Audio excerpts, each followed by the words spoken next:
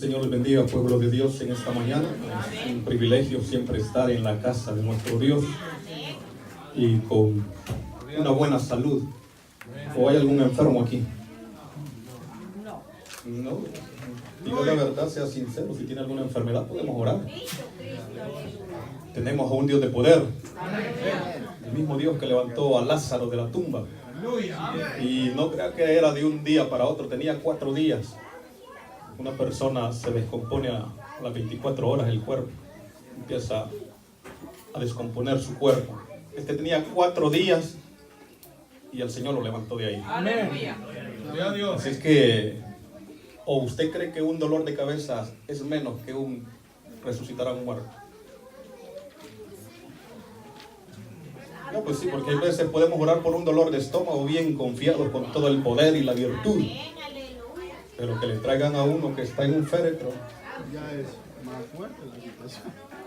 Para nosotros, pero para el Señor sigue siendo lo mismo. Porque para Él no hay nada difícil ni nada fácil, para Él todo lo puede. Bendito sea nuestro Dios. Así que le damos gracias al Señor porque estamos con salud. Una salud, y cuando el cuerpo está con salud, olvídese, uno se siente completito en el Señor. Así póngase sobre sus pies. Y leemos una porción bíblica en la primera carta a Timoteo, en el capítulo 6 y versículo 12. Vamos a leer esta porción que usted ya la conoce muy, pero muy bien. La conoce bastante y creo que la sabe hasta de memoria. Primera carta de Timoteo, capítulo 6, versículo 12. ¿Lo tienen? Lo leo una vez yo y luego lo lee usted una vez. Dice la palabra de nuestro Dios, honrando al Padre, honrando al Hijo y a su Santo Espíritu. Pelea la buena batalla de la fe, echa mano de la vida eterna, a la cual asimismo fuiste llamado, habiendo hecho la buena profesión delante de muchos testigos. Léalo usted. Pelea la buena batalla de la fe, echa mano de la vida eterna, a la cual asimismo eres llamado, habiendo hecho buena profesión delante de muchos. La escritura que acabamos de leer habla de la batalla.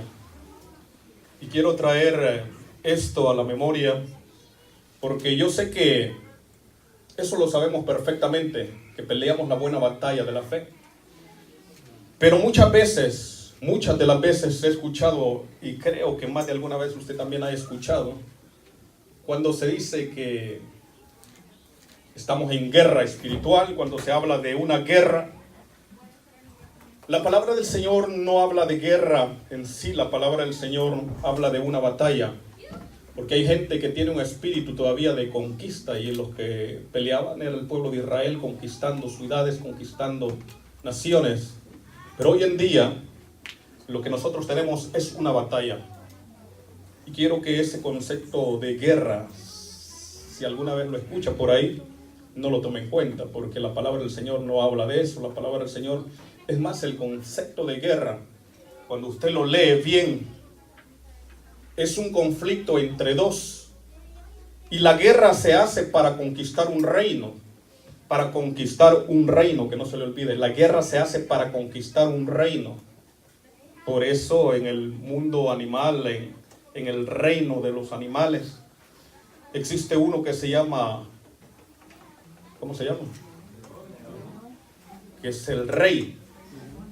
Y este animal, cuando usted lo observa, cuando él va a conquistar, tiene que haber una batalla entre el joven y el león viejo. Para él poder ser el rey de esa manada, tiene que empezar a haber un conflicto. Entonces el león viejo ya tiene su manada, tiene su territorio.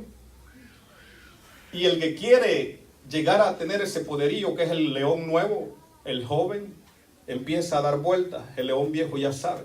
Y empieza a ver aquella fricción. Empieza a ver aquel conflicto en que el león viejo ya sabe lo que le espera. Aquel es joven y yo soy viejo. Entonces empieza a ver aquel conflicto para poder librar una guerra donde va a haber un nuevo rey. si la hace el león viejo defendiéndose, ya la quedó en su lugar. Pero si el león nuevo, ya saben que los jóvenes tienen fuerza hasta de más. No dicen, aquí no hay casi jóvenes, pero quedaron callados.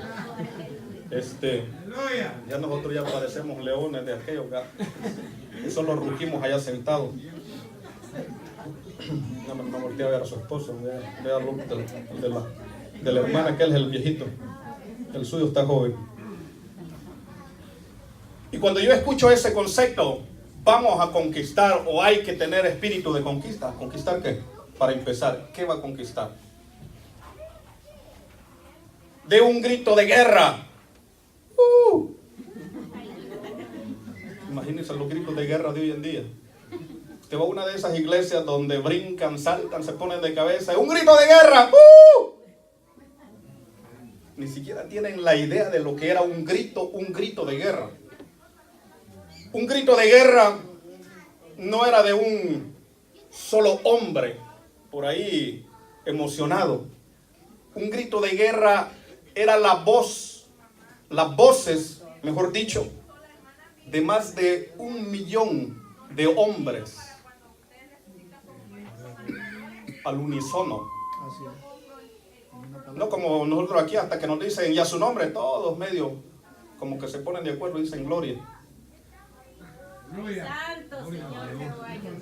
Un grito de guerra, cuando era declarada la guerra y daban un grito de guerra, decían por Jehová, pero al unísono.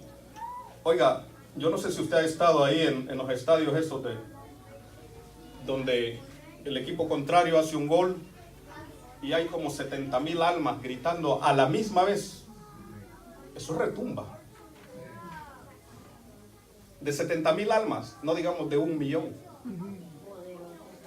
Mire, si yo le digo a él y a su nombre, y le digo a él y a su nombre, ¡Gloria!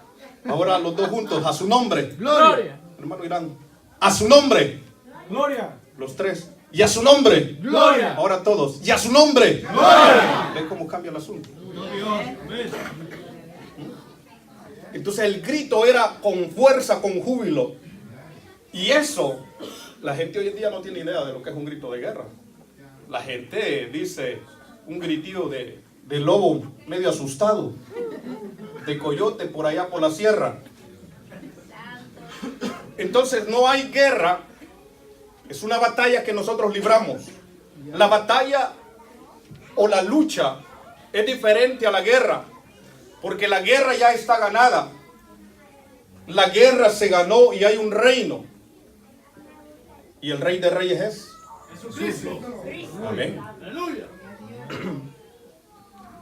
Cuando nosotros entendamos que la guerra no existe como se dice por ahí, nosotros vamos a tener un concepto diferente en lo que es la batalla de la fe, la lucha, pelea la buena batalla de la fe. El hombre perdió el reino en el huerto de Edén. Y yo sé que hay hermanos que lo conocen y saben y tienen idea de lo que estoy hablando y conocen Biblia, pero hay otros que no lo saben. Entonces es importante recalcar que cuando Jehová habla en el principio al hombre, en el libro de Génesis, en el capítulo 1, versículo 27 y 28, dice la palabra del Señor que Jehová Dios creó al hombre a su imagen, a imagen de Dios los creó, varón y hembra los creó, y los bendijo y les dijo: fructificad y multiplicad, llenad la tierra y sojuzgadla y señoread en ella. Cuando Jehová le dice sojuzgadla, le está diciendo gobiernen la tierra, enseñoréense en ella. Y Jehová delega el poder, la autoridad. Jehová entrega al hombre ese poder, esa autoridad, ese reino de sojuzgar la tierra. Por tanto, el hombre en ese momento, él es el que posee ese reino, es el que posee la autoridad. Y se le dice también de que hay un árbol del bien y del mal del cual no debe comer. Entonces el hombre, haciendo caso omiso a la voz de Jehová, viene y agarra lo que se le había dicho, que no comiese. Cuando Jehová se da cuenta de lo que ha cometido el hombre, entiende que el hombre ha entregado el reino. El hombre entregó el reino, el señorío, lo que tenía como vida eterna, como corona de vida, porque el hombre era eterno. Al principio el hombre era eterno. Así es, amén. Y podía morir. O sea que era eterno y también mortal. Jesús, siendo el postrer Adán, también era eterno, porque en él estaba el verbo, pero también era mortal, porque murió, ¿verdad? Entonces tenía el reino y tenía la corona de la vida. Jehová se la había dado. Cuando él entrega la corona, entrega la autoridad, y por ende viene la muerte. Por el pecado viene la muerte, y entonces el que se enseñorea es Satanás, y es el que tiene ahora el reino. Lo vemos, mire lo que dice, no recuerdo, es Lucas. Vamos al libro de Lucas para que usted vea capítulo 4 y versículo 6, para que los hermanos que van por primera vez escuchando esto lo puedan entender, que no estoy fuera de la palabra del Señor. Lucas capítulo 4 y versículo 6, dice la escritura así: y el diablo le dijo a Jesús: a ti te daré toda esta potestad y la gloria de ellos, porque a mí se me fue entregada, y a quien quiero yo la doy. ¿Quién se le entregó? El hombre en el huerto de Edén. El hombre en el huerto de Edén entrega la autoridad y el reino, y la posee Satanás. Ahora, alguien tenía que venir a conquistar lo que se había perdido. Porque el Hijo del Hombre vino a buscar y a salvar. Porque el Hijo del Hombre vino a buscar y a salvar lo que se perdió. ¿Dónde? En el huerto de Edén. Tenía que venir a buscar y a salvar, a conquistar una vez más el reino que el hombre había entregado. Y para eso tenía que venir este hombre llamado Jesús, a quien alabamos y glorificamos. A él sea la honra y la gloria. Y él tenía que pasar un momento de prueba, de angustia, de dolor, que muchas veces nosotros no tomamos en cuenta, que se nos da igual pensar que Jesús vino a morir en la cruz del Calvario como que tenía que hacerlo, como que era la obligación de él, pero lo hizo por amor a usted y a mí. Por eso glorificamos su santo nombre. Y dice la palabra del Señor que aparece la imagen de Jesús. Capítulo 4 de San Mateo. Capítulo 4 de San Mateo. Dice la palabra del Señor así: entonces Jesús fue llevado por el Espíritu. Entonces Jesús fue llevado por el Espíritu al desierto para ayunar. Entonces Jesús fue llevado por el Espíritu al desierto para ayunar. ¿Para qué? Para ser tentado. Porque por ahí hay veces dicen que Jesús se fue al desierto a ayunar, para ayunar. Jesús fue llevado con una misión, con un propósito de que iba a ser tentado por el tentador. Amén. El Espíritu lo conduce, lo lleva al desierto, y estando en el desierto, Jesús no sabe la razón por la que Él está ahí. El Espíritu lo toma y lo deja ahí. Y estando ahí, como Jesús era un hombre de oración, así como usted. Pero de oración así como usted. Y ustedes también. De oración. Amén, qué barbaridad. Estoy como asustado. Como Jesús era un hombre de oración, estando en el desierto, pues Él se puso a orar con el Padre.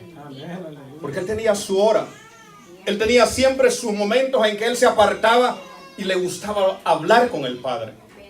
Jesús estando en el desierto, pues en el desierto no hay nada que comer.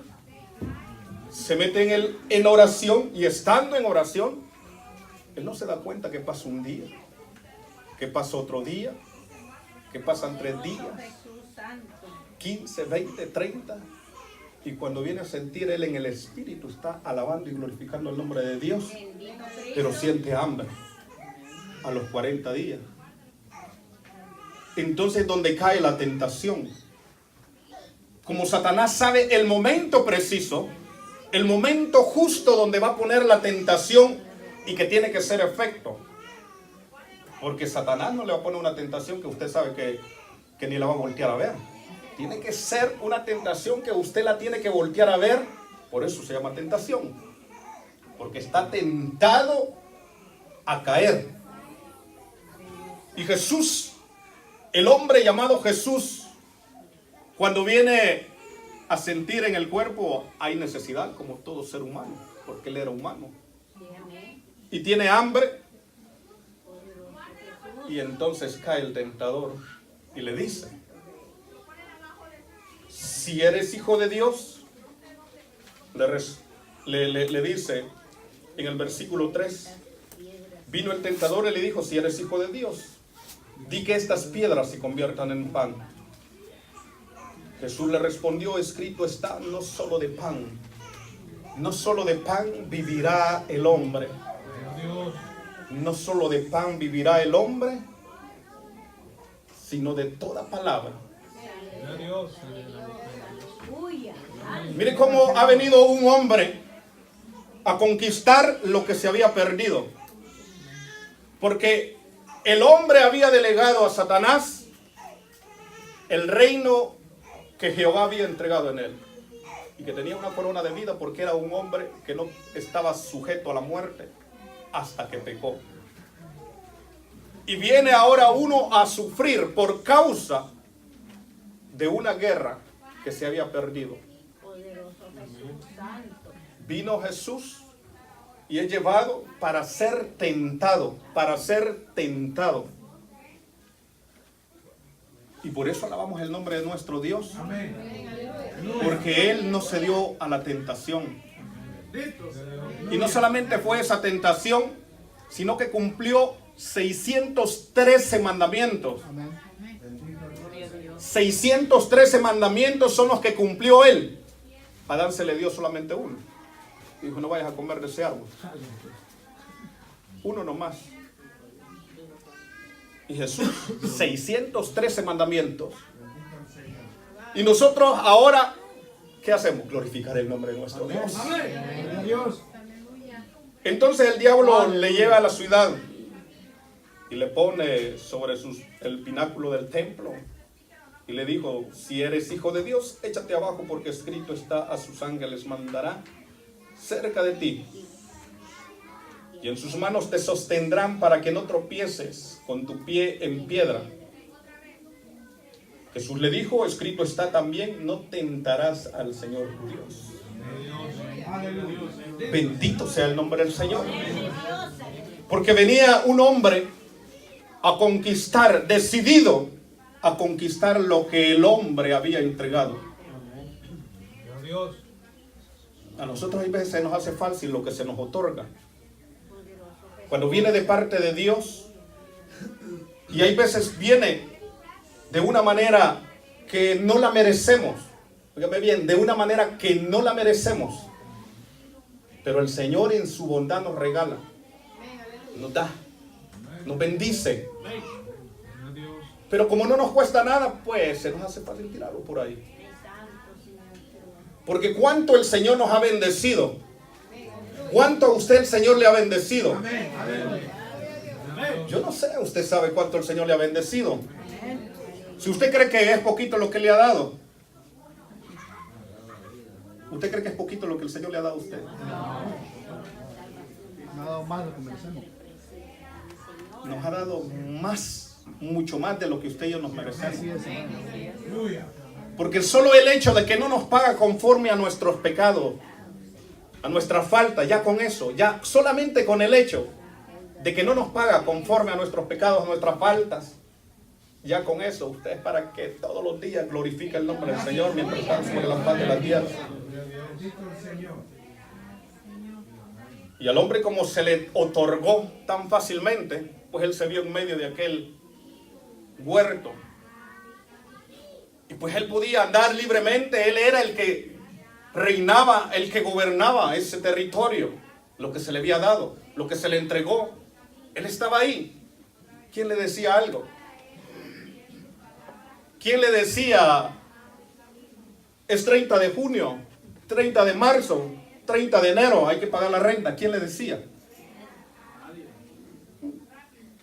Caminaba, dormía, se levantaba, comía, caminaba, dormía, iba para allá, venía para acá. ¿Quién le decía? No puedes pasar de ahí hasta allá. Era el territorio donde él estaba gobernando. Aleluya. Él era el rey de ahí. Tenía el respaldo del Todopoderoso, la comunión con el Dios mismo. ¿Quién podía llegar a sacarlo de ahí? No como usted, que si no paga la renta, ahí, vámonos. Pagó la renta, vámonos. No pagó el carro, venga para acá. Y cuando siente ya está montado en la grúa y ahí va, solo ve como va caminando en 2 llantas. Él no pagó la aseguranza. Se lo llegaron a quitar. Porque esto es así, ¿verdad? No paga la aseguranza, se lo levantan. No lo digo por experiencia, he oído por ahí. No se me quede viendo así, porque tengo a veces en un carrito viejo que tengo.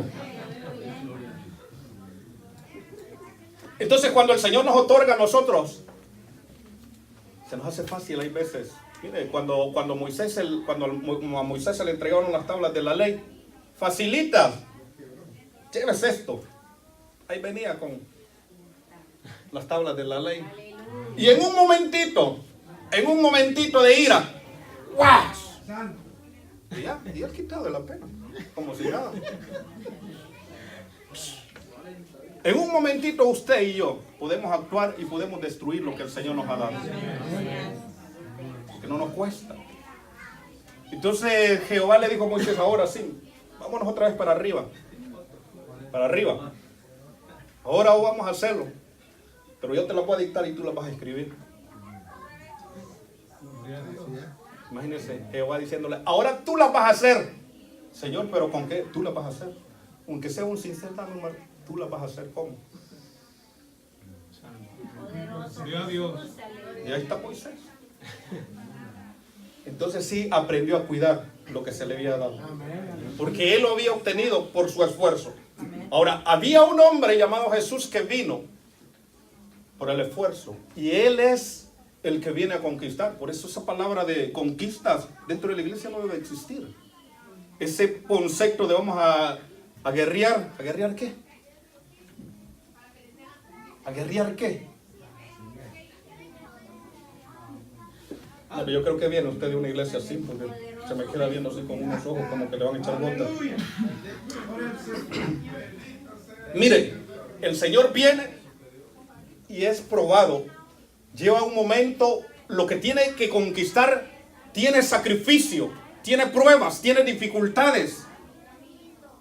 Y viene el Señor y una de las primeras, entre paréntesis, como un momento en que tiene que ser sometido a ser probado, es cuando se lleva al desierto para ser tentado, para que él inicie su ministerio. O sea que los ministerios no crean que de la noche a la mañana, por eso de que me aparece ahí de repente uno, mira vos, y yo ya soy pastor, cuando venís a visitarme vos. Yo en esas cosas, y honestamente lo digo, soy un poquito incrédulo, ay, perdóname si lo ofendo. Dios se lo dijo a un hermano allá en una de las últimas veces que estuvimos bautizando. Llegó y me dio inicios como que iba como para pastor. Y yo se lo dije, hermano, mire, la verdad yo hasta ahorita no he entendido, le dije, y tal vez me voy a morir sin entender. Pero yo así de que usted me aparezca y después me anden diciendo por ahí que usted es pastor, no sé, hermano, yo lo voy a seguir saludando así como lo conozco. Así. Y como que no le pareció, pero usted, ¿qué es lo que quiere ver? No, yo nada más le digo, porque hay veces uno... Hay que pasar pruebas, hay que pasar dificultades. Moisés fue llevado al desierto, 40 años estuvo allá. Juan el Bautista estuvo 30 años y de repente solamente aparece y dice, ¿quién? Uno que clama, uno que es la voz del desierto. Pero ahora de la noche a la mañana ya hay profetas, apóstoles, evangelistas, pastores y maestros, casi no hay. O nadie quiere ser. Dios. Porque a eso sí hay que mandarlos a la escuela, a los maestros, como que a los maestros sí hay que mandarlos a la escuela para que enseñen. Y los profetas, por montón. Apóstoles, como que se caen en racimo. Ya, qué problema es el que estoy metido yo. Entonces, el Señor viene y empieza un proceso. Yo le estoy llevando a todo esto para que usted entienda que no hay nada que conquistar, que no hay guerra que andar buscando para conquistar, porque el que vino a conquistarlo ya vino, venció, está sentado a la diestra del Padre. Viene Jesús, viene el Maestro, es probado, llega un momento de probatoria, es llevado al desierto, pasa la prueba y empieza su ministerio, porque pasó la prueba, pero ahora, vuelvo a caer otra vez en lo mismo. Los pastores tienen que andar cuidando a quién van a poner por ahí, porque de repente ya 2, 3 lo voltean a ver a aquel que predicó y no, pues ya vámonos. Voy a levantar un changarrito ahí en la esquina, vamos a hacerle competencia al pastor. Santo. El problema, gracias a Dios que lo vuelvo y lo repito, nunca he tenido eso de querer ser pastor. Y véame bien, delante de Dios nunca he tenido eso. Así que el hermano, no se preocupe el hermano. Sí, porque hay pastores, le digo, hay pastores que hasta les da miedo salir y dejar delegado al otro, porque cuando ya viene, ya trastornó todo y ya el pastor llega bien contento, alabaré, y todos se le quedan viendo. No, pues ya les confundió y le empiezan y de repente ya aparece aquel que se llevó la mitad de la iglesia y apareció allá. Aquí, gracias a Dios, el hermano puede ir a México, a El Salvador, donde quiera ir, no hay problema, no pasa nada. Además, si quiere quedar en México, que se quede, que no pasa nada, que aquí no hay pastor todavía.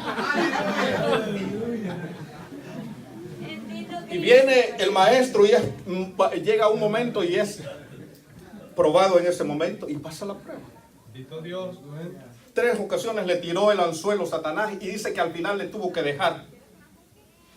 Y se fue por un tiempo, es decir, que tenía que volver a buscar cómo hacer caer al que podía quitarle el reino. Entonces cuando dice la palabra del Señor, por eso vuelvo y lo recalco otra vez, aquello de que el hombre fuerte era Satanás hasta ese momento, pero vino uno más fuerte, dice la palabra. Vino uno más fuerte. Cuando hay un combate de lucha, de boxeo, encuentran 2. Y cuando están de la misma edad, parece que es todo igual. Pero cuando uno ya ha transcurrido el tiempo, ya tiene arriba de 30 años y se le aparece un muchacho de 22, 23 años, ya ve una gran diferencia y aquel se ve más fuerte que este.